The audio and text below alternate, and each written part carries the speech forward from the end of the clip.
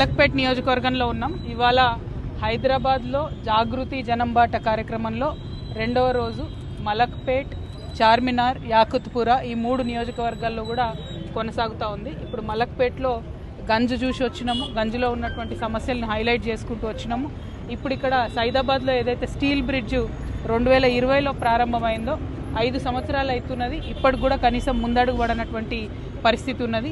ఎక్కడ కూడా మేము హైదరాబాద్ మహానగరంలో జిహెచ్ఎంసీ ఏరియాలో పెండింగ్ ఉన్న ఏ బ్రిడ్జ్ దగ్గరికి పోయినా కూడా విపరీతంగా యాక్సిడెంట్లు అయ్యి జనాలు ప్రాణాలు కోల్పోతూ ఉన్నారు. కాబట్టి ఇట్లాంటి బ్రిడ్జిలు పెండింగ్ పెట్టకుండా తొందరగా చేసుకుంటే బాగుంటుంది. ఉప్పల్ బ్రిడ్జ్ దగ్గర అదే పరిస్థితి, నెలకు 5-6 యాక్సిడెంట్లు అవుతున్నాయి. మనం మేము మేడ్చల్కి పోయినాం, అక్కడ అదే పరిస్థితి. ఇవాళ ఇక్కడ సైదాబాద్ దగ్గర ఉన్నాం, ఇక్కడ ఇదే పరిస్థితి. అంటే ఇవి మంచి కార్యక్రమాలు, కానీ ఆలస్యం అవడంతో ప్రజలకు ఇబ్బంది, ఒక పక్క ప్రాణ నష్టం జరుగుతుంది. కాబట్టి ప్రభుత్వం ఫోకస్ పెట్టి తొందరగా ఈ బ్రిడ్జిల్ని పూర్తి చేయాలి, ట్రాఫిక్ సమస్య తీర్చాలని చెప్పి నేను డిమాండ్ చేస్తూ ఉన్నాను. అదేవిధంగా మలక్పేట్కి ఎంటర్ కాగానే మరి ఆడపిల్లలందరితో కూడా కలిసి పెద్ద ఎత్తున స్కూటీలు ఇవ్వాలనేటటువంటి కార్యక్రమాన్ని కూడా చేయడం జరిగింది. ఈ ప్రభుత్వం ఏదైతే వాగ్దానాలు చేసిందో 2500 ఇస్తామని, స్కూటీలు ఇస్తామని, ఫ్రీ కరెంట్ ఇస్తామని, గ్యాస్ ఇస్తామని అన్నీ కూడా ఎక్కడ చూసినా కూడా ప్రజలు అందడం లేదు అని క్లారిటీగా చెప్తా ఉన్నారు.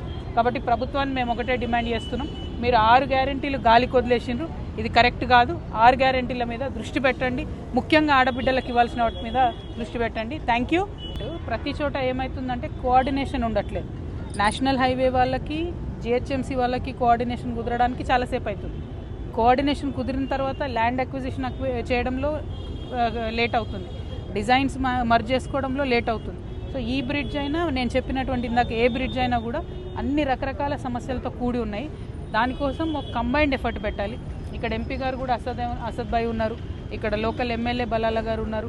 మరి వీళ్ళందరూ కలిసి కూర్చుంటే నేషనల్ హైవే వాళ్ళు, జిహెచ్ఎంసీ వాళ్ళు అందరూ కోఆర్డినేషన్ చేసుకుంటే 2 రోజులలో పని ప్రారంభమయ్యే అవకాశాలు ఉంటాయి.